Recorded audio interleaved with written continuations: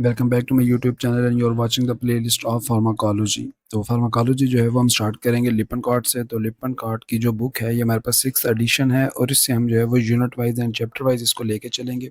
तो सबसे पहले हमारे पास जो है वो यूनिट 1 है जिसमें हम देखेंगे कि हमारे पास जो है वो प्रिंसिपल्स क्या हैं फार्माकोलॉजी के या फिर ड्रग थेरापी के। तो जहाँ पे ड्रग का नाम आए तो इट मीन्स कि we are talking about pharmacology, और स्पेसिफिकली अगर हम बात करें तो ड्रग के मैकेनिज्म ऑफ एक्शन और उसकी जो है वो फार्माकोकाइनेटिक्स। तो बेसिक हमारे पास जो है वो जो इसमें चैप्टर्स आ जाते हैं, उसमें हमारे पास जो बेसिक डिवीजन है फार्माकोलॉजी की उसमें फार्माकोकाइनेटिक्स एंड फार्माकोडायनामिक्स। ठीक है, तो इसमें हम जो है वो पहला चैप्टर हमारा होगा फार्माकोकाइनेटिक्स का और उसके बाद जो है वो फार्माकोडायनामिक्स। तो फार्माकोकाइनेटिक्स जो है वो बेसिकली क्या है कि हमारी जो बॉडी जो है वो ड्रग के साथ क्या-क्या करती है, या हमारी बॉडी जो है वो किसी भी ड्रग के रिस्पॉन्स में जो है वो किस तरह से रिस्पॉन्ड करती है, तो वो हमारे पास जो है वो फार्माकोकाइनेटिक्स में आ जाएगा। और इसी के अपोजिट अगर हम बात करें फार्माकोडायनामिक्स की, तो उसमें हमारी जो है वो ड्रग जो है वो बॉडी के साथ क्या करती है। ठीक है, वो ड्रग जो है वो जब बॉडी के अंदर जाएगी तो वो किस तरह से अपना मैकेनिज्म ऑफ एक्शन देगी, किस तरह का वो एक्शन देगी, और अल्टीमेटली उसमें जो है वो कोई एडीआरस या कोई साइड इफ़ेक्ट्स आएँगे तो वो किस तरह से आएँगे, ठीक है? वो रिसेप्टर्स उसमें हम देखेंगे, वो सारी चीज़ें देखेंगे। तो ये बेसिकली हमारे पास चैप्टर है फार्माकोकाइनेटिक्स का, जिसको हम जो है वो डिफरेंट लेक्चर्स में डिवाइड करके तो इसको कंप्लीट करेंगे। तो चलिए स्टार्ट करते हैं हम अपना जो है वो आज का लेक्चर। तो pharmacokinetics refers to what the body does to a drug, कि हमारी जो है वो ड्रग जब बॉडी में हम एडमिनिस्टर करते हैं तो उसका रिस्पॉन्ड जो है वो किस तरह से जो है वो बॉडी देती है।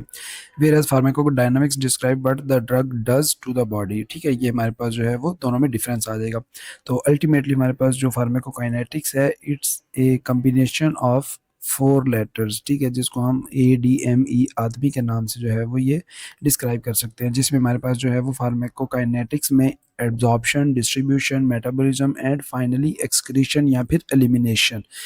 तो ये हमारे पास जो है वो 4 फेजेज़ हैं जिनको हम वन बाय वन देखेंगे इस चैप्टर में, और अल्टीमेटली कौन से फैक्टर्स हैं जो हर फेज़ को जो है वो सेपरेटली इन्फ्लुएंस करते हैं, उसको इफ़ेक्ट करते हैं, वो सारे ऑप्शंस भी जो है वो हम देखेंगे।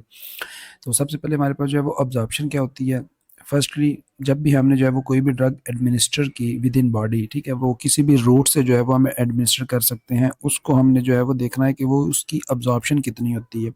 ठीक है, रूट्स जो है वो हमारे नेक्स्ट इसी चैप्टर में है, ये हमारे पास जो है वो रूट्स ऑफ ड्रग एडमिनिस्ट्रेशन। तो हमारे पास जो है वो अब्ज़ॉर्प्शन क्या होगी कि हमने कोई भी ड्रग जो है वो एडमिनिस्टर की विद इन बॉडी और उस ड्रग का जो है वो कितना पोर्शन अब्ज़ॉर्ब होके सिस्टेमिक सर्कुलेशन में पहुँचा। ठीक है, वो जीआईटी से अब्ज़ॉर्ब हुआ, वो किसी और रूट से जो है वो हमने ड्रग दी, वहाँ से अब्ज़ॉर्ब हुआ, तो अल्टीमेटली जो है वो administration permit entry of the drug into plasma. तो ब्लड सर्कुलेशन में, प्लाज़्मा सर्कुलेशन में हमारी जो है वो कितनी ड्रग गई, कितना उसका जो है वो प्रोपोर्शन जो है वो ब्लड में गया, तो वो हमारे पास जो है वो अब्ज़ॉर्प्शन में आ जाएगा। देन इसके बाद हमारे पास जो है वो डिस्ट्रीब्यूशन होगी, तो डिस्ट्रीब्यूशन में हमारे पास वही ड्रग जो प्लाज़्मा में गई थी, वो प्लाज़्मा से निकल के टिश्यूज़ में और सेल्स में जो है वो कितना डिस्ट्रीब्यूट हो रही है और वहाँ से जो है वो वापस ब्लड में आ रही है। ठीक है? तो इसलिए हम इसको कहते हैं कि रिवर्सिबल, कि वो जो है वो रिवर्स भी होती है, वो वापस भी आती है। ड्रग में then reversibly leave the blood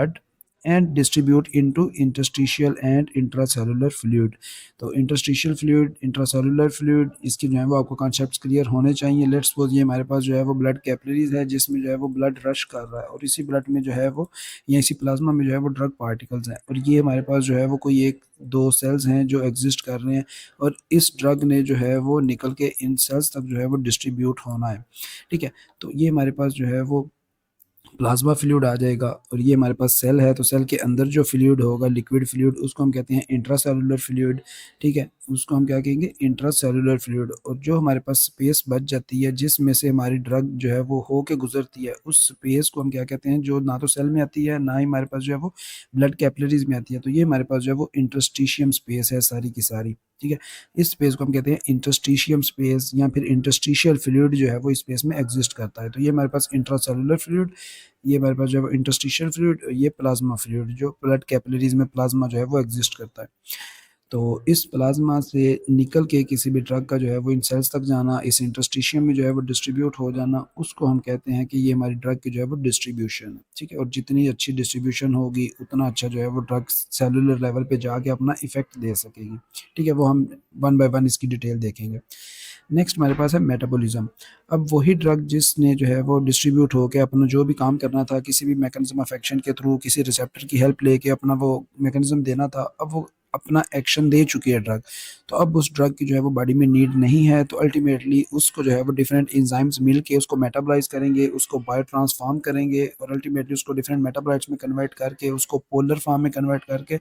उसको जो है वो बॉडी से एक्सक्रीट आउट करवाने के लिए जो है वो रेडी करेंगे। तो ये हमारे पास जो है वो मेटाबॉलिज्म आ जाएगा। डिटेल में हम इसको जो है वो इसी चैप्टर में नेक्स्ट देखेंगे।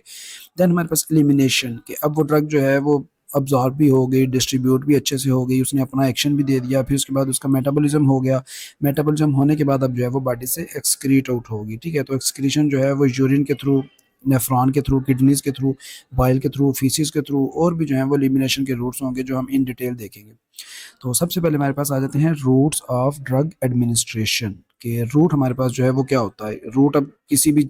जगह पे जाने के लिए या किसी भी जो है वो डेस्टिनेशन पे पहुंचने के लिए हम कोई ना कोई रूट लेते हैं। तो हमारी जो ड्रग है वो बॉडी में तो जा रही है, उसको एडमिनिस्टर तो हम कर रहे हैं, लेकिन वो हम किस रूट से कर रहे हैं, ठीक है। ये चीज़ जो है वो बहुत ज़्यादा मैटर करती है और इसको हम जो है वो इस टॉपिक में देखेंगे कि किस तरह से जो है वो हमारा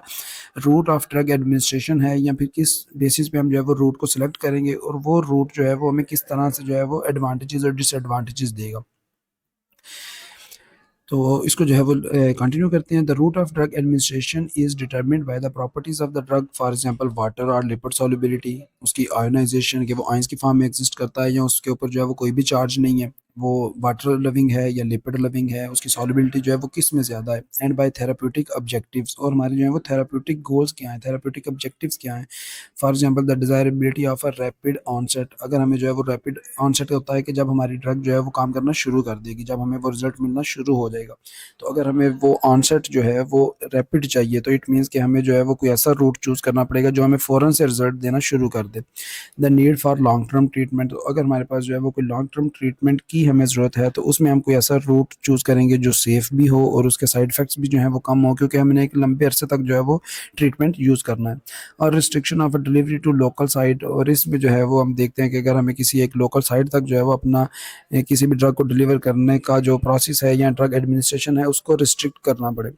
तो इसमें हमारे पास जो है वो मेजर रूट्स नीचे आ जाएंगे। सबसे पहले हमारे पास जो major route of drug administration है वो है enteral route of drug administration, जैसे कि हम जो है वो बॉडी में कोई भी चीज़ एंटर कर रहे हैं, ठीक है। तो enteral route of drug administration में हमारे पास जो है वो oral route of drug administration आ जाएगा, फिर उसके बाद जो है वो सबलिंगुअल, और इसके अलावा जो है वो हमारे पास बक्कल रूट भी आ जाएगा, इसी के अंदर जो है वो हम इसको देखेंगे। तो नेक्स्ट हमारे पास जो है वो पेरेंट्रल रूट आ जाएगा, जो हमारे पास इंजेक्शन की फॉर्म में रूट एग्जिस्ट करते हैं, इंजेक्टिबल्स की फॉर्म में, ठीक है। पेरेंट्रल रूट में आईवी, आईएम, सबकुटेनियस, ये सारे आ जाएंगे। अदर रूट्स में हमारे पास जो है वो डिफरेंट रूट्स आ जाएंगे, जिनको हम जो है वो वन बाय वन अभी देखते हैं। तो सबसे पहले अगर हम बात करें एंट्रल रूट की, ठीक है, enteral route, enteral administration, administering a drug by mouth, कि हम उसको जो है वो मुंह के थ्रू जो है वो उसको इस्तेमाल करते हैं, और उसमें हमारे पास जो है वो एंट्रल रूट उसको कहते हैं। It is the safest and most common, convenient and economical method of drug administration, ठीक है। इसमें जो है वो आपको कोई कन्फ्यूजन नहीं होनी चाहिए, सबसे ज़्यादा सेफ भी है, क्योंकि इसके साइड इफ़ेक्ट्स जो हैं वो बहुत कम आते हैं, या आने में जो है वो टाइम लग जाता है, और उसको जो है वो हम विद टाइम जो है वो चेंज कर सकते हैं, ठीक है। कोई एंटीडोट दे के या हम जो है वो चारकोल वगैरह दे के, वो हम आगे चीज़ें देखेंगे। मोस्ट कॉमन है, सबसे ज़्यादा यूज़ होने वाला है, क्योंकि जितने भी लॉन्ग टर्म ट्रीटमेंट्स हैं वो मोस्टली ओरल रूट को ही फॉलो करते हैं, जो कि हमारे पास एंट्रल रूट में आता है। कन्वीनियंट है कि आप जो है वो इजीली इसको यूज़ कर सकते हो। इकोनॉमिकल है, सस्ता है, कि इसमें जो है वो आपको किसी एक्सपर्ट की हेल्प लेने की ज़रूरत नहीं पड़ती, तो जब एक्सपर्ट की हेल्प लेने की ज़रूरत नहीं पड़ती तो उसको पे भी नहीं करना पड़ेगा, तो आप खुद ही जो है वो एंट्रल रूट से कोई भी ड्रग एडमिनिस्टर कर सकते हैं। The drug may be swallowed allowing oral delivery, और it may be placed under the tongue, जिसको हम सबलिंगुअल कहते हैं, और between the gums and cheek, जिसको हम बक्कल कहते हैं, ठीक है। Facilitating direct absorption into blood stream. तो इसमें हमारे पास एंट्रल में जो है वो मेजर 3 रूट्स आ जाते हैं। नंबर 1 ओरल, जिसमें हम जो है वो अपने ड्रग को बाय माउथ उसको यूज़ करते हैं और उसको इनगल्फ करते हैं विद इन बॉडी, और उसको जो है वो हम खा जाते हैं, ठीक है। एक हमारे पास ओरल, देन हमारे पास जो है वो सबलिंगुअल रूट। सबलिंगुअल में हम क्या करते हैं कि किसी इमरजेंसी के केस में, या हमें जो है वो किसी भी ड्रग को स्टमक में नहीं पहुंचाना, तो उसको हम जो है वो सबलिंगुअली लेंगे, कि हम अपनी जो है वो ज़ुबान के नीचे उस मेडिसिन को जो है वो रख लेते हैं, ठीक है। तो नेक्स्ट हमारे पास जो है वो बक्कल रूट, जिसमें हम बात करते हैं कि हमारी जो चीक है और जो हमारे जो है वो गम्स हैं दांतों वाले, उनके दरमियान, जैसे हम जो है वो नसवार को अक्सर जो है वो यूज़ करते देखा है लोगों को, तो वो buccal route of drug administration आ जाएगा, क्योंकि उसको हम जो है वो बक्कल कैविटी कहते हैं, जो चीक्स और गम्स के दरमियान होती है। तो ये हमारे पास जो है एंट्रल रूट्स हैं जो हमें फैसिलिटेट करते हैं इसके लिए ड्रग एडमिनिस्ट्रेशन में। तो सबसे पहले अगर हम बात करें ओरल रूट की, तो oral administration provides many advantages, ठीक है। सबसे ज़्यादा कॉमन है, कन्वीनियंट है, आप खुद से ये यूज़ कर सकते हैं, ठीक है। Oral drugs are easily self administered, आप खुद से जो है वो मेडिसिन खा सकते हैं, जब तक जो है वो मतलब आप बहुत ज़्यादा कोई एजेड पेशेंट नहीं है या आपको जो है वो इस तरह का कोई इशू नहीं है, तो आप अपनी एडमिनिस्ट्रेशन जो है वो खुद से देख सकते हैं। And toxicities overdose of oral drugs में बी ओवरकम विद एंटीडोज, ठीक है, सच एज एक्टिवेटेड चारकोल। अब ये बात हमने पहले की थी कि लेट्स सपोज हम जो है वो गलती से कोई ओवरडोज ले लेते हैं किसी मेडिसिन की, या उसमें जो है वो कोई टॉक्सिक इफेक्ट्स हमें शो होना शुरू हो जाते हैं, तो हम कहते हैं कि हमने जो मेडिसिन की ओवरडोज ली है उस ओवरडोज को हम जो है वो किसी तरह से कंपनसेट कर सकते हैं। तो उसमें हम तो यहाँ तो मेडिसिन लेने के बाद जो है वो वॉमिटिंग इंड्यूस करवा सकते हैं, वॉमिटिंग इंड्यूस करवाएंगे तो अल्टीमेटली वो मेडिसिन जो स्टमक में है अभी अब्जॉर्ब नहीं हुई, तो वो जो है वो वापस आ जाएगी। या फिर हम जो है वो उसमें चारकोल, एक्टिवेटेड चारकोल दे देते हैं, तो एक्टिवेटेड चारकोल जो है वो क्या करेगी, वो चिलेट्स बना लेगी ड्रग के साथ जाके, तो ड्रग पार्टिकल्स जो हैं वो एक्टिवेटेड चारकोल के साथ अटैच हो जाएंगे और अल्टीमेटली अब्जॉर्ब होकर ब्लड स्ट्रीम में या प्लाज्मा में नहीं पहुंचेंगे। या फिर हम उसको जो है वो उस ड्रग का कोई ना कोई स्पेसिफिक एंटीडोट दे देते हैं, तो ओरल रूट में हमारे पास जो है वो ये ऑप्शन होता है। However the pathways involved in oral drug absorption are most complicated, ठीक है, and low gastric pH inactivate some drugs. तो इसके जो है वो कुछ डिसएडवांटेजेस भी हैं कि हमारी ड्रग जो है वो स्टमक में जाएगी। अब स्टमक में जो है वो एसिड रिलीज होता है हमारी फूड को डाइजेस्ट करने के लिए, और वो एसिड जो है वो हमारी बहुत सारी ड्रग्स को उसको डिग्रेड कर देगा, उनको डिकम्पोज कर देगा, जिसमें हमारी वो वाली ड्रग्स जो हैं वो फिर हम उनको ओरल रूट के थ्रू जो है वो यूज़ नहीं कर सकते। A wide range of oral preparation is available including enteric coated and extended release preparations, कि हमारे पास जो है वो बहुत सारी जो है वो इसकी वैरायटी मौजूद है, जिसमें हम बहुत सारी मेडिसिन जो है वो ओरल रूट के थ्रू यूज़ करते हैं। उसमें एक हमारे पास जो है वो major example enteric coated tablets की आ जाती है और एक एक्सटेंडेड रिलीज टैबलेट्स की आ जाती है। अब इंटेरिक कोटेड प्रिपरेशंस क्या होती हैं, अभी हमने बात की कि हमारे पास जो है वो एक डिसएडवांटेजेस भी हैं कि अगर हम स्टमक की पीएच की बात करें तो वो पीएच जो है वो एसिडिक होती है, तो वो लो पीएच जो है वो हमारी ड्रग्स को इनएक्टिवेट कर सकती है। तो ऐसी कोई ड्रग जिसको हमने देना भी ओरल रूट से है, लेकिन हम कहते हैं कि वो स्टमक की पीएच से या एसिडिक पीएच से जो है वो इनएक्टिवेट भी ना हो, तो उसके लिए हम जो है वो इंटेरिक कोटिंग कर सकते हैं। अब कोटिंग क्या होती है कि हम अपनी ड्रग के ऊपर जो है वो कोई एक एक्स्ट्रा लेयर जो है वो चढ़ा देते हैं, उस ड्रग की जो है वो कोटिंग कर देते हैं, ताकि वो जब एसिड के साथ इन कांटेक्ट आए तो जो हमारी ड्रग है वो डायरेक्टली एसिड के साथ इन कांटेक्ट ना आए, बल्कि उसके ऊपर जो कोटिंग की थी वो एसिड को डील कर ले और अपने आप को ड्रग जो है वो सर्वाइव कर ले। तो इंटेरिक कोटिंग हमारी वो कोटिंग होती है जो कोटिंग हम करते हैं और अल्टीमेटली ये कोटिंग जो है वो इंटेस्टाइन में जाके ओपन होती है, ठीक है। तो जो हमारा पास स्टमक की जो एसिडिक पीएच होती है, उस पीएच को जो है वो ड्रग इजीली मतलब जो है वो बर्दाश्त करके आगे निकल जाती है। And enteric coating is a chemical envelope, ठीक है, हम जो है वो एक लेयर ऊपर चढ़ा दी, इन्वेलप चढ़ा दिया, that protects the drug from stomach acid delivering it instead to the less acidic intestine. तो जब तक हमारी ड्रग जो है वो इंटेस्टाइन में पहुंचती है तब तक ये कोटिंग जो है वो उसके ऊपर रहती है, तो इंटेस्टाइन में जाके जो है वो ये कोटिंग खत्म हो जाती है और अल्टीमेटली जो है वो हमारी ड्रग वहाँ पे डिसइंटीग्रेट और डिसॉल्व होती है और वहीं से जो है वो अब्सॉर्ब होकर ब्लड स्ट्रीम में या प्लाज्मा में चली जाती है, where the coating dissolves and releases the drug. तो इंटेस्टाइन में जाके जो है वो हमारी कोटिंग डिसॉल्व हो जाएगी और अल्टीमेटली जो है वो ड्रग नीचे से निकल आएगी। Enteric coating is useful for certain drugs, for example omeprazole that are acid unstable. अब ओमेप्राजोल जो है वो हम मैदे में जलन के लिए या अल्सर्स के लिए जो है वो यूज़ करते हैं, तो जो एसिडिटी है मैदे की उसको ट्रीट करने के लिए हम ओमेप्राजोल लेते हैं, लेकिन ओमेप्राजोल खुद जो है वो एसिडिक इन्वायरमेंट को बर्दाश्त नहीं कर पाती, तो इसलिए इनएक्टिवेट हो जाती है। तो हम ओमेप्राजोल को यूज़ करते हुए क्या करते हैं, हम उसकी इंटेरिक कोटिंग कर देते हैं ताकि वो जब स्टमक में जाए तो उसको जो है वो किसी किस्म की डिस्टर्बेंस फेस ना करनी पड़े और अल्टीमेटली जो है वो ये कोटिंग इंटेस्टाइन तक इसको सेफली ले जाती है। Such as aspirin. अब कुछ ड्रग्स हैं जो हमारे पास स्टमक के लिए क्या है, इरिटेटिंग है, स्टमक की जो वॉल है या स्टमक की जो म्यूकस है उसको इरिटेट करती है एस्पिरिन, मतलब बहुत ज़्यादा हद तक। तो अगर हम एस्पिरिन लॉन्ग टर्म के लिए यूज़ करते हैं तो वो स्टमक के जो है वो अल्सर काज कर सकती है, तो उसमें हम कह सकते हैं कि हम जो है वो एस्पिरिन को या जो डिस्प्रिन हमारे पास टैबलेट है उसको इंटेरिक कोटिंग करेंगे और वो जो है वो सीधा इंटेस्टाइन में पहुंचेगी और हमारा जो स्टमक है वो प्रोटेक्ट रहेगा इस सारे सिनेरियो में और अल्टीमेटली हमें जो है वो स्टमक की वजह से कोई लॉन्ग टर्म इशू नहीं होगा। अदरवाइज़ हमने कोई भी मेडिसिन जो यूज़ करनी होती है लॉन्ग टर्म, उसमें हमारा जो है वो स्टमक बहुत ज़्यादा कंप्रोमाइज़ होता है अगर वो इरिटेटिंग हो तो। एक्सटेंडेड रिलीज प्रिपरेशंस, हमारे पास एक्सटेंडेड रिलीज प्रिपरेशंस जो हैं वो लेट्स सपोज हमारे पास एक ड्रग ऐसी थी जिसकी हमें जो है वो हर 4 से 5 घंटे बाद या हर 1 से 2 घंटे बाद जो है वो डोज़ देनी पड़ रही है, ठीक है। तो उसमें हमें जो है वो पेशेंट को बार-बार उसको उठाओ, उसको जो है वो याद नहीं रहता, उसको डोज़ दो, या फिर जो है वो मतलब बहुत सारे केसेज़ में पेशेंट जो है वो तंग आ जाता है। तो उसके लिए जो है वो एक नई जो है वो फ़ॉर्मूलेशन बनी, जिसमें हमने एक्सटेंडेड रिलीज़ जो है वो ऐड की। कुछ लेयर्स हमने ऐड कर दी उस फ़ॉर्मूलेशन में, कि एक लेयर जो है वो जब डिज़ॉल्व होगी तो उसके नीचे से मेडिसिन का कुछ पोर्शन जो है वो निकल के बॉडी को अवेलेबल होगा। फिर उसके बाद नीचे एक और लेयर होगी, जब वो डिज़ॉल्व होगी तो फिर जो है वो नेक्स्ट प्रोपोर्शन मेडिसिन का जो बॉडी को है वो मिल जाएगा। तो इसी तरह से जो है वो हम उसकी जो हाफ लाइफ है ड्रग की, उसको इंक्रीज़ कर देते हैं। वो फिर बॉडी में जो है वो काफ़ी लंबे अरसे तक रहती है, तो इसलिए हम उसको एक्सटेंडेड रिलीज़ कहते हैं, कि वो काफ़ी लंबे अरसे तक जो है वो रिलीज़ होती रहती है। तो इसको जो है हम यहाँ से देख लेते हैं बुक से। Extended release tablets have special coatings और ingredients that control the drug release. तो यहाँ तो इसके ऊपर जो है वो कोटिंग की लेयर्स होंगी, यहाँ पे जो है वो कुछ ऐसे इंग्रेडिएंट्स ऐड किए होंगे जो ड्रग को एकदम से जो है वो डिजॉल्व नहीं होने देंगे। तो अल्टीमेटली ड्रग जो है वो डिफरेंट प्रोपोर्शंस में डिजॉल्व होगी, thereby allowing for slower absorption and a prolonged duration of action. तो अल्टीमेटली हाफ लाइफ इंक्रीज होगी, तो ड्यूरेशन ऑफ एक्शन जो है वो प्रोलॉन्ग होता जाएगा। Extended release formulation can be dosed less frequently from any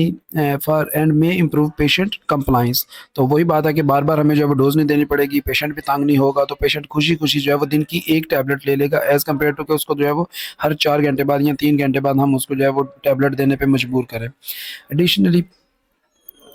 extended release formulations may maintain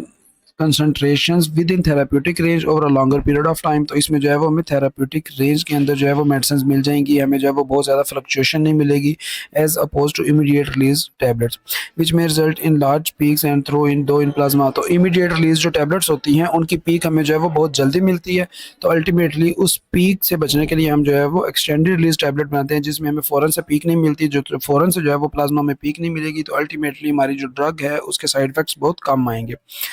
year formulation are advantages for drug with short half life. तो जिन drugs की हाफ लाइफ जो है वो शॉर्ट थी, उसमें हम जो है वो कह सकते हैं कि हमें एक्सटेंडेड रिलीज टैबलेट्स जो है वो बहुत फ़ायदा देती हैं। शॉर्ट हाफ लाइफ का मतलब था कि हमें वो ड्रग जो है वो बार बार देनी पड़ती है, ठीक है। तो इसमें हमारे पास जो है वो मॉर्फिन की एग्जांपल है, जिसमें half life of oral morphine is 2 to 4 hours, ठीक है। तो 2 से 4 घंटे में जो है वो ये मॉर्फिन की हाफ लाइफ जो है वो अचीव हो जाती है। तो इसमें ये हमें जो है वो 6 टाइम्स डेली जो है वो ये डोज देनी पड़ती है, ठीक है। तो अगर हम जो है वो इसकी ईआर टैबलेट्स बना लें तो उसकी हमें जो है वो 6 की बजाय 2 डोजेज जो है वो देनी पड़ेगी, ठीक है। तो इस तरह से हमारे पास जो है वो इसको हम कंपनसेट कर सकते हैं। तो यहाँ तक था हमारे पास जो है वो ओरल रूट, और ओरल रूट में हमने देखा कि इंटेरिकोटेड एक्सटेंडेड रिलीज टैबलेट्स हमने बनाई, और इसके अलावा जो है वो सबलिंगुअल या फिर बक्कल रूट क्या है, ठीक है। प्लेसमेंट अंडर द टंग, जिसको हम कहते हैं सबलिंगुअल रूट, उसके लिए हमारे पास जो है वो डायरेक्टली वहाँ से ड्रग जो है वो कैपिलरी नेटवर्क में चली जाती है, और वहाँ से जो है वो सिस्टेमिक सर्कुलेशन में चली जाएगी। Sublingual administration has several advantages including ease of administration, के हम जो है वो वहाँ पे बस रख देते हैं और वो खुद ही जो है वो ड्रग वहाँ पे डिज़ॉल्व होके तो अब्ज़ॉर्ब भी हो जाएगी। रैपिड अब्ज़ॉर्प्शन की, अगर हमें जो है वो किसी भी चीज़ का फ़ौरन से इफ़ेक्ट चाहिए, जैसे हमारे पास जो है वो कोई हार्ट अटैक का पेशेंट हो, तो उसको कहते हैं कि ज़ुबान के नीचे जो है वो वेज़ोडाइलेटर टैबलेट रखो, तो उससे जो है वो फ़ौरन से उसमें इम्प्रूवमेंट हो सकती है। Bypass the harsh GIT environment, तो इसको जो है वो स्टमक में नहीं जाना पड़ता, तो जीआईटी का जो एसिडिक इन्वायरमेंट है वो भी बाईपास हो जाता है। And avoidance of first pass metabolism, ठीक है। तो फर्स्ट पास मेटाबॉलिज्म जो है वो आगे नीचे डिटेल में आएगा, उसमें हम जो है वो इसको डिटेल से देखेंगे। तो ओवरऑल जो है वो फर्स्ट पास मेटाबॉलिज्म हमारे पास क्या होता है कि हम जो ओरल रूट से ड्रग लेते हैं, जो स्टमक में जाती है, तो वो स्टमक में जाने के बाद जो है वो अब्जॉर्प्शन के फेज़ में जब उसने प्लाज़्मा में जाना होता है, तो प्लाज़्मा में जाने से पहले जो है वो उस ड्रग का कुछ पोर्शन जो है वो मेटाबॉलाइज़ हो जाता है, ठीक है। तो उसको हम फर्स्ट पास मेटाबॉलिज्म कहते हैं, जो नीचे हम जो है वो डिटेल में देखेंगे इस सारे मैकेनिज्म को, ठीक है। तो अभी के लिए हम जो है वो सबलिंगुअल और बक्कल को समझें। तो बक्कल रूट हमारे पास जो है वो क्या है, बिटवीन चीक एंड गम। तो इसमें अगर हम कोई ड्रग रखते हैं तो ये भी सेम उसी तरह से बक्कल की तरह से जो है वो क्या होता है, ड्रग यहीं पे जो है वो कैपिलरीज में अब्जॉर्ब होती है और यहीं से जो है वो सिस्टेमिक सर्कुलेशन में चली जाती है। ड्रग जो है वो स्टमक वगैरह में उसको जाने की ज़रूरत नहीं पड़ती, ठीक है। तो ये हमारे पास था इंटेरिक सिस्टम, जिसमें हमने देखा ओरल और बक्कल और सबलिंगुअल। तो जो ओरल थी वो जो है वो स्टमक के थ्रू होके जाती थी, और जो सबलिंगुअल और बक्कल हैं उनको स्टमक में जो है वो एंटर नहीं होना पड़ता, तो वो स्टमक को जो है वो बाईपास कर देती हैं, और उसी के साथ साथ जो है वो फर्स्ट पास मेटाबॉलिज्म को भी बाईपास कर देती हैं, स्टमक का जो हार्श इन्वायरमेंट है उसको भी बाईपास कर देती हैं। तो ये रूट हमारे पास जो है वो इंटेरल में जो है वो फर्स्ट पास मेटाबॉलिज्म को बाईपास कर देगा। देन हमारे पास जो है वो पेरेंट्रल रूट, कि हम जो है वो जिसको हम इंजेक्टेबल रूट कहते हैं। तो पेरेंट्रल रूट क्या है? Parenteral route introduces drugs directly into systemic circulation. ठीक है, अब हम जो है वो अब्जॉर्प्शन वगैरह की बात नहीं करेंगे, क्योंकि ना तो हमारी ड्रग जो है वो स्टमक में जा रही है, ना ही वहाँ से इंटेस्टाइन में जा रही है, और इंटेस्टाइन से जो है वो अब्जॉर्ब हो और फिर जो है वो ब्लड स्ट्रीम में जाए। तो इंजेक्शन का जो है वो सबसे मतलब बड़ा फ़ायदा क्या है कि उसमें हमारे पास जो है वो, अगर हम स्पेसिफिकली आईवी इंजेक्शन की बात करें, इंट्रावेनस इंजेक्शन की, तो वो हमारे पास जो है वो डायरेक्टली हमारी जो है वो ब्लड स्ट्रीम में हम इंजेक्ट कर रहे हैं। तो ब्लड स्ट्रीम में इंजेक्ट करने का ये मतलब है कि हम उसको जो है वो डायरेक्टली प्लाज्मा में ही पहुंचा रहे हैं। Parenteral administration is use for drug that are poorly absorbed from the GIT tract. ठीक है, जैसे हमारे पास हेपरिन की एग्जांपल है कि वो जो है वो जीआईटी ट्रैक से या स्टमक से जो है वो अब्जॉर्ब ही नहीं होती। तो जब अब्जॉर्ब नहीं होगी तो सिस्टमिक सर्कुलेशन में नहीं पहुंचेगी, सिस्टमिक सर्कुलेशन में नहीं पहुंचेगी तो उसकी डिस्ट्रीब्यूशन होकर सेलुलर लेवल पे नहीं पहुंचेगी, और सेलुलर लेवल पे जब वो ब्लड उसको लेके जाएगा तो वो कोई एक्शन परफॉर्म नहीं कर सकेगी। तो अल्टीमेटली जिसकी अब्जॉर्प्शन जो है वो जीआईटी ट्रैक से ठीक नहीं है, उसके लिए हम जो है वो आईवी रूट या फिर पेरेंट्रल रूट यूज़ कर लेते हैं। या फिर हमारे पास वो ड्रग जो जीआईटी ट्रैक में अनस्टेबल होती हैं, जैसे हमारे पास जो है वो इंसुलिन है। तो इंसुलिन को अगर हम जो है वो ओरल रूट से दें, किसी भी पेशेंट को हम इंसुलिन पिला दें, तो वो स्टमक में जाते ही जो है वो क्या होगी, डिकम्पोज हो जाएगी और उसकी जो है वो इनएक्टिवेशन हो जाएगी। तो अल्टीमेटली हम जो है वो उसको जीआईटी ट्रैक से बचाने के लिए हम उसको सबकुटेनियस रूट के थ्रू देते हैं, इंजेक्शन की फॉर्म में देते हैं। नेक्स्ट मेरे पास है parenteral administration is also used if a patient is unable to take oral medication. ठीक है, अगर हमारे पास जो है वो कोई पेशेंट अनकॉन्शियस है, कोई कोमा की कंडीशन में है, या किसी की सर्जरी हुई है और वो अभी भी जो है वो एनेस्थीसिया में है, बेहोश है, तो उसको जो है वो हम ओरल एडमिनिस्ट्रेशन तो नहीं दे सकते, उसको जो है वो माउथ के रूट के थ्रू जो है वो कोई एडमिनिस्ट्रेशन नहीं कर सकते। तो उसके लिए हम जो है वो इंजेक्टेबल या फिर पेरेंटल रूट जो है वो प्रेफर करते हैं। In addition parenteral routes have the highest bioavailability and are not subject to first pass metabolism. तो फर्स्ट पास मेटाबॉलिज्म का आपको थोड़ा सा ओवरव्यू दिया है, इसको हम डिटेल में देखेंगे, और इसी के साथ जो है वो हम देखेंगे कि बायो अवेलेबिलिटी क्या होती है। तो बायो अवेलेबिलिटी हमारी जो है वो ब्रीफली अगर हम बात करें तो कितनी हमारी ड्रग की जो कंसंट्रेशन है वो इंटैक्ट फॉर्म में प्लाज्मा सर्कुलेशन में पहुंची। ठीक है, हमने उसको ओरल रूट से लिया या किसी भी रूट से लिया, और उस ड्रग का जो है वो कितना पोर्शन या कितनी परसेंट उस ड्रग की जो है वो हमारी उसमें उसमें अल्टीमेटली जो है वो ब्लड स्ट्रीम में पहुंची। तो अगर हम जो है वो पेरेंटल एडमिनिस्ट्रेशन के डिफरेंट डिसएडवांटेजेस पे बात करें, तो उसमें हमारे पास जो है वो ये रूट ऑफ एडमिनिस्ट्रेशन इरिवर्सिबल है, कि इसको हम जो है वो फ़ौरन से अगर कोई टॉक्सिसिटी शो हो गई है या डोज ज़्यादा हो गई है तो इसको हम जो है वो रिवर्स नहीं कर सकते। फिर जो है वो हमें जब पंक्चर करना पड़ेगा स्किन को, तो उसमें हमें जो है वो पेन फील हो सकती है, कुछ लोगों को जो है वो फियर होता है इंजेक्शंस का। देन जो है वो लोकल टिश्यू डैमेज हो सकता है अगर जो है वो लगाने वाला एक्सपर्ट नहीं है, और अल्टीमेटली जो है वो अगर स्टीराइल कंडीशंस मीट नहीं कर रहे तो उसमें हमारे पास जो है वो इन्फेक्शंस होने के चांसेस ज़्यादा होते हैं। ठीक है, तो इसमें हमारे पास जो है वो मेजर जो टाइप यूज़ होती है पेरेंटल में वो सबसे ज़्यादा है आईवी रूट, जिसको सबसे ज़्यादा फॉलो किया जाता है। IV is the most common parenteral route and it is useful for drug that are not absorbed orally. ठीक है, सेम वही बातें जो हमारे पास ऊपर हैं हमने जो है वो यूज़ की। तो उसमें न्यूरोमस्कुलर ब्लॉकर एक ड्रग है रोकोनियम। ठीक है, जो हमारे पास जो है वो अब्जॉर्ब नहीं होती आईवी के थ्रू अगर हम लें तो इसलिए इसको हम जो है वो आईवी उसमें अगर हम ओरल रूट से लें तो इसके लिए हमें जो है वो आईवी रूट यूज़ करना पड़ता है। IV delivery permits are rapid effect. ठीक है, इंजेक्शन है तो वो फ़ौरन से इफेक्ट मिलेगा, and maximum degree of control over the amount of drug delivered. तो इसका मतलब ये है कि हमने जितनी भी ड्रग जो है वो बॉडी में डिलीवर की वो हमारे कंट्रोल में होगी, कि हम जो है वो कितनी मैक्सिमम जो है वो ड्रग दे रहे हैं, और उसकी जो है वो 100% जो है वो बायो अवेलेबिलिटी अचीव हो रही है, 100% ड्रग जो है वो सिस्टमिक सर्कुलेशन में पहुंच रही है। तो उस वजह से हमारा जो है वो उस पर कंट्रोल काफ़ी अच्छा होता है। When injected as a bolus, the full amount of drug is delivered to the systemic circulation almost immediately। ठीक है, तो जो बोलस अगर हम लगाएं तो उसमें एक ही जो है वो डोज में सारी की सारी ड्रग जो है वो सिस्टमिक सर्कुलेशन में चली जाती है, और अगर हम आईवी इन्फ्यूजन की फॉर्म में लगाएं, जिसमें हम कहते हैं कि ड्रिप की फॉर्म में लगाएं, तो ड्रग जो है वो इन्फ्यूज की जाती है over a longer period of time. तो अगर हम जो है वो एक इंजेक्शन की बात कर रहे हैं तो फ़ौरन से सारी ड्रग जो है वो एडमिनिस्ट्रेट हो जाती है, और अगर हम इन्फ्यूजन की बात कर रहे हैं तो उसमें ग्रेजुअली जो है वो विद टाइम मतलब 15 मिनट या 30 मिनट की जो है वो एक इन्फ्यूजन हमारे पास होगी। और इसके अलावा हमारे पास जो है वो ड्रग्स जो ओरली हम नहीं दे सकते उनको इंजेक्ट किया जाता है, और इसके अलावा जो है वो हाँ एक्टिवेटेड चारकोल वगैरह के थ्रू हम जो है वो इसको रिकॉल नहीं कर सकते, इसको जो है वो स्टमक से दोबारा नहीं निकाल सकते, क्योंकि ये जो है वो सीधा हमारे पास जो है वो सिस्टमिक सर्कुलेशन में जाती है ड्रग। ठीक है, और इसके अलावा हमारे पास इंट्रामस्कुलर रूट है जो पेरेंटल रूट की एक और टाइप है। तो इंट्रामस्कुलर रूट जो है वो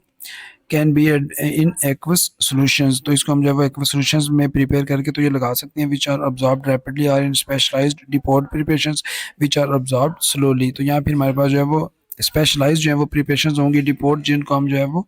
स्लोली अब्जॉर्ब तो होते हैं लेकिन हम इनको जो है वो यूज़ कर सकते हैं। Depot preparations often consist of suspension of drug in non aqueous vehicle such as polyethylene glycol, कि अब हम जो है वो वाटर की बजाय कोई और व्हीकल यूज़ कर रहे हैं। व्हीकल का जो है वो काम ये होता है कि उसने ड्रग को लेके बॉडी तक पहुंचाना है, तो जो व्हीकल अगर हम जो है वो वाटर की जगह पॉलीएथिलीन ग्लाइकोल यूज़ करेंगे तो वो हमारे पास जो है वो स्पेशल डिपोर्ट की फॉर्म में आ जाएगा और उसमें जो है वो हमारी अब्जॉर्प्शन जो है वो थोड़ी स्लो हो जाएगी। As the vehicle diffuses out of the muscle the drug precipitates at the site of injection, ठीक है, तो व्हीकल जो है वो मसल से जब डिफ्यूज करता है तो हमारी ड्रग जो है वो वहीं पे प्रेसिपिटेट करती है, देन जो है वो ड्रग डिसॉल्व होती है स्लोली और अल्टीमेटली जो है वो एक सस्टेन डोज एक एक्सटेंडेड पीरियड तक जो है वो हमें मिलती है, जिसमें हम एक्सटेंडेड रिलीज की अगर हम बात करें तो वो हमारे पास जो है वो सस्टेन रिलीज ड्रग्स हमें मिलती हैं, ठीक है। तो एक्सटेंडेड रिलीज में हमने कहा था कि वो एक्सटेंडेड टाइम के लिए हमारे पास जो है वो ड्रग्स अचीव होती हैं और सस्टेन रिलीज में जो है वो हमें एक सस्टेन क्वांटिटी मिलती है जो हमें चाहिए होती है, हमें जो है वो अब्रप्ट क्वांटिटी नहीं मिलती, जैसा कि वाटर के केस में है कि वाटर अगर हम एज ए व्हीकल यूज़ करते हैं तो हमें जो है वो अब्रप्टली वो ड्रग अब्जॉर्ब हो जाएगी, ठीक है, रैपिडली, और अल्टीमेटली जो है वो हमें फ़ौरन से रिस्पांस मिलेगा। नेक्स्ट हमारे पास जो है वो सबकुटेनियस इंजेक्शन है जो हम स्किन के अंदर लगाते हैं और अल्टीमेटली जो है वो आईएम इंजेक्शन की तरह लगाते हैं जिसमें जो है वो इंसुलिन यूज़ करते हैं। सबकुटेनियस इंजेक्शन प्रोवाइड्स अब्जॉर्प्शन विया simple diffusion and is slower then IV route, ठीक है, क्योंकि ये जो है वो डीप मसल में जाके नहीं लगता इंजेक्शन, ये उससे ऊपर जो है वो सबकुटेनियस लेयर में लगता है स्किन की, और उसमें जो है वो हमारे पास इसकी अब्जॉर्प्शन जो है वो आईवी से या आईएम से जो है वो ज़्यादा स्लो है। Subcutaneous injection minimizes the risk of hemolysis और thrombosis associated with IV injection, ठीक है, आईवी इंजेक्शन में जो है वो हम कहते हैं कि सीधा ब्लड जो है वो सिस्टमिक सर्कुलेशन में जा रहा है, वेन्स में जा रहा है, तो उसमें जो है वो हिमोलाइसिस हो सकती है, जो ब्लड सेल्स हैं उनकी ब्रेकडाउन हो सकती है, या फिर थ्रोम्बोसिस हो सकती है कि हमारे पास जो है वो ब्लड का क्लॉट बन सकता है, तो उस तरह के जो रिस्क हैं वो सबकुटेनियस में नहीं होंगे। देन जो है वो the route should not be use with drug that can cause tissue irritation, क्योंकि हम टिश्यू में जो है वो पेनिट्रेट कर रहे हैं ड्रग, तो अगर टिश्यू इरिटेशन जो है वो किसी ड्रग से हो रही है तो उसमें हम जो है वो इसको यूज़ नहीं कर सकते, तो इसमें जो है वो सबकुटेनियस रूट में इंसुलिन और हेपरिन जो है वो यूज़ होती है। इंसुलिन हमें पता है कि हम शुगर में यूज़ करते हैं और हेपरिन जो है वो हम यूज़ करते हैं as a blood anti coagulating agent के ब्लड को जो है वो थिन रखने के लिए।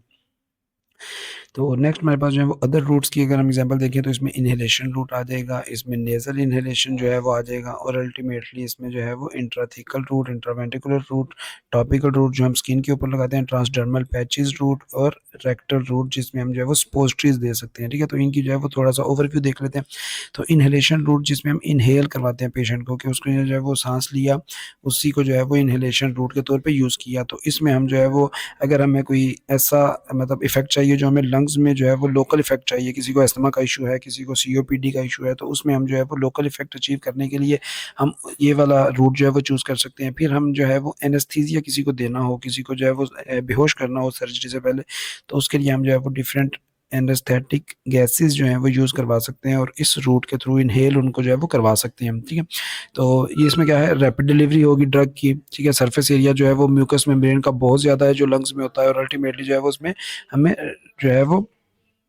आईवी बोलस की तरह जो है वो इसका इफेक्ट मिलता है। तो जैसे ही जो है वो पेशेंट ने इनहेल किया, उसी के साथ ही जो है वो उसको इफेक्ट मिलना शुरू हो जाएगा, क्योंकि सरफेस एरिया जो है वो बहुत ज़्यादा होता है, तो वहीं पे जाके एक्सचेंज होता है ड्रग का, और अल्टीमेटली जो है वो ड्रग जल्दी से अपना इफेक्ट देना शुरू कर देती है। This route is effective and convenient for patients with respiratory disorders such as asthma, COPD, chronic obstructive pulmonary disease, because the drug is delivered directly into the site of action, ठीक है। तो वो हमें लोकल एक्शन मिल जाएगा, यहाँ पे जो है वो हमें साइट ऑफ एक्शन पे जो है वो जाकर ड्रग एक्ट करेगी, तो फौरन से हमें रिस्पॉन्स मिल जाएगा। अब इसमें जो है वो ब्रोंकोडाइलेटर्स जो ब्रोंकियोल्स को डायलेट करेंगे और एस्थमा की कंडीशन को जो है वो उसमें आसानी पैदा करेंगे, तो उसमें हमारे पास जो है वो ब्रोंकोडाइलेटर्स यूज़ होती हैं जिसमें एल्बिट्रोल, कार्टिकोस्टेरॉइड्स या फ्लूटिकासोन, ठीक है, ये ड्रग्स जो है वो आपको फार्मेसी पे भी अक्सर मिल जाती हैं। तो इनको जो है वो पेशेंट्स इनहेल करते हैं, इनके इनहेलर्स आते हैं, और अल्टीमेटली इनको जब इनहेल करते हैं तो वो इनहेलेशन रूट के थ्रू फ़ौरन से जाके जो है वो ड्रग अपना रिस्पांस देती है। तो इसी तरह से हमारे पास जो है वो नेज़ल इनहेलेशन के हम जो है वो नेज़ल के थ्रू कुछ चीज़ इनहेल कर रहे हैं, और जो नेज़ल कंजेस्शन है उसको हम जो है वो ठीक कर सकते हैं। नेज़ल डीकंजेस्टेंट जो नेज़ल कंजेस्शन को ओपन करते हैं वो हमारे पास यूज़ होते हैं। इस तरह से कॉर्टिकोस्टेरॉइड्स की एग्जांपल आ जाती है, ऑक्सीमेटाजोलिन की एग्जांपल आ जाती है। देन हमारे पास जो है वो डेस्मोप्रेसन जो है वो ड्रग यूज़ होती है जो इंट्रावेनसली हम जो है वो ड्रग इसको जो है वो एडमिनिस्टर करते हैं, हम जो है वो नोज़ में इसके ड्रॉप्स जो हैं वो एडमिनिस्टर करते हैं और अल्टीमेटली इसको जो है वो हम नेज़ल इन्हेलेशन के थ्रू ले सकते हैं। फिर इसके बाद हमारे पास इंट्राथीकल, इंट्रावेंट्रिकुलर जो वेंट्रिकल्स, डिफरेंट वेंट्रिकल्स हैं ब्रेन के, उनमें अगर हम डायरेक्टली कोई इंजेक्शन लगाते हैं, इंट्राथीकल जो है वो अब ब्लड ब्रेन बैरियर जो है वो हमारा क्रॉस नहीं होता मोस्टली ड्रग्स के थ्रू, तो उसमें क्या होता है अगर हमने डायरेक्टली सेंट्रल नर्वस सिस्टम को जो है वो टारगेट करना है या वहाँ पे कोई इंजेक्शन पहुँचाना है, कोई ड्रग पहुँचानी है, तो उसमें हम जो है वो लोकल और रैपिड इफेक्ट जो है वो उसमें जब नीडेड हो तो उस टाइम हम उसको जो है वो सेरिब्रोस्पाइनल फ्लूइड में जो है वो डायरेक्टली ड्रग्स इनकॉर्पोरेट करते हैं। उसमें हमारे पास जो है वो इंट्राथीकल एम्फोटेरिसिन बी जो है वो यूज़ होती है, जो मेनिंजाइटिस को या मेनिंजाइटल फीवर को जो है वो ट्रीट करने के लिए यूज़ होती है। ठीक है, नेक्स्ट हमारे पास जो है वो topical route of drug administration. Topical application जो है वो जो हम डायरेक्टली स्किन पे लगाते हैं किसी भी इन्फेक्शन को, किसी भी इशू को ट्रीट करने के लिए, तो इसमें हमारे पास जो एग्जांपल है क्लोट्रिमाजोल की क्रीम है जो एंटी फंगल क्रीम है और अल्टीमेटली जो है वो फंगल इन्फेक्शन के अगेंस्ट यूज़ होती है। फिर उसके बाद हमारे पास है ट्रांसडर्मल। ट्रांसडर्मल रूट जो है वो भी हम स्किन पे लगाते हैं, लेकिन इसमें हमारे पास जो है वो ट्रांसडर्मल पैचेस आते हैं। ठीक है, ट्रांसडर्मल पैचेस इस तरह से हमारे पास जो है वो उस पैच के अंदर हमारी ड्रग होगी और उस ड्रग को जो है वो हम स्किन के थ्रू डिफ्यूज़ करवाते हैं। This route of administration achieve systemic effects by application of drug on the skin. ठीक है, स्किन के नीचे जो कैपिलरीज होंगी वो ड्रग को ऑब्जॉर्ब कर लेंगी और अल्टीमेटली सिस्टेमिक सर्कुलेशन में हमारी ड्रग जो है वो पहुंच जाएगी। The rate of absorption can vary markedly depend on the physical characteristics of the skin, कि हमारी जो स्किन है उसकी फिजिकल कैरेक्टर्स कैसी हैं। ठीक है, कोई बंदा जो है वो लिपिड ज़्यादा है या उसमें फैट ज़्यादा है, तो वो उस तरह से physical characters of skin at the site of application as well as lipid solubility of the drug. तो जो ड्रग हम लगा रहे हैं वो उसमें कितनी ज़्यादा जो है वो लिपोफिलिसिटी है या उसमें जो है वो कितना लिपिड कंटेंट है, तो उस वजह से हमारी जो स्किन है, जो सेल मेम्ब्रेन है सेल्स की, वो उसको जो है वो अपने अंदर से पास आउट होने देगी अगर ड्रग जो है वो लिपोफिलिक होगी। तो this route is most common use for sustain delivery of drugs. तो सस्टेन डिलीवरी क्या है कि हम इसको जो है वो एक मतलब कॉन्टीन्यूसली जो है वो ड्रग की एक स्पेसिफिक कंसंट्रेशन जो है वो डिलीवर हो रही है और अल्टीमेटली उसमें हमें जो है वो कोई बहुत ज़्यादा अब्रप्ट जो है वो रिस्पॉन्स नहीं मिलता। तो उस सस्टेनेबिलिटी को जो है वो कंटिन्यू करने के लिए या उसको मेंटेन करने के लिए हम अपने पैच में जो है वो डिफरेंट लेयर्स लगा लेते हैं। ठीक है, पहले जो है वो एक ड्रग जाएगी, उसका एक पोर्शन जाएगा, उसके ऊपर उसकी लेयर होगी, फिर जो है वो नई ड्रग जाएगी, फिर उसके ऊपर एक लेयर होगी। इस तरह से हमारे पास जो है वो लेयर्स की फॉर्म में जो है वो ड्रग आ जाएगी। तो उसमें हमारे पास जो है वो एंटी अंजाइना की पेन, जो चेस्ट पेन होती है, उसमें हमारे पास जो है वो नाइट्रोग्लिसरीन यूज़ होती है ट्रांसडर्मल पैच के तौर पे। एंटीमेटिक ड्रग जो स्कोपोलामीन है हमारे पास जो है वो पैरासिम्पथेटिक एंटागोनिस्ट जो ड्रग है वो हमारे पास जो है वो scopolamine as an antiemetic drug use होती है। निकोटीन के पैचेस जो हैं वो ट्रांसडर्मल पैचेस के तौर पे यूज़ होते हैं, तो वो हमारे पास जो है वो ट्रांसडर्मल रूट को फॉलो करते हैं। इसके बाद हमारे पास जो रूट है वो रेक्टल रूट है, जो कि फर्स्ट पास मेटाबॉलिज्म को जो है वो बाईपास भी करता है और अल्टीमेटली जो है वो लोकल इफेक्ट देने के लिए भी बेस्ट रूट है, जिसमें हम स्पोस्टेज के थ्रू जो है वो अपनी ड्रग एडमिनिस्टर कर सकते हैं। 50% of drainage of rectal region bypass the portal circulation, के हम जो है वो पोर्टल सर्कुलेशन को बाईपास कर देते हैं और अल्टीमेटली जो है वो फर्स्ट पास मेटाबॉलिज्म को बाईपास कर देते हैं, तो ड्रग की जो बायो ट्रांसफॉर्मेशन है वो मिनिमाइज हो जाती है। तो rectal route has additional advantage of preventing destruction of GIT in drug in GI environment. तो अल्टीमेटली अगर जो है वो जीआईटी में जीआईटी हमारी जो है उसमें एसिडिक इन्वायरमेंट है, तो उसमें हमारी ड्रग जो है वो प्रिवेंट हो जाएगी क्योंकि वो स्टमक में जा ही नहीं रही। This route is also useful if the drug induce vomiting when given orally. अगर हम ड्रग जो है वो ओरली दे रहे हैं और उससे जो है वो पेशेंट को नौजिया और वॉमिटिंग हो रही है, उसका दिल खराब हो रहा है, तो उसको हम जो है वो रेक्टल रूट से दे देते हैं। ठीक है, तो रेक्टल रूट की अगर हम बात करें तो हम जो है वो बात कर रहे हैं कि हम उसको एनल रूट से दे देते हैं।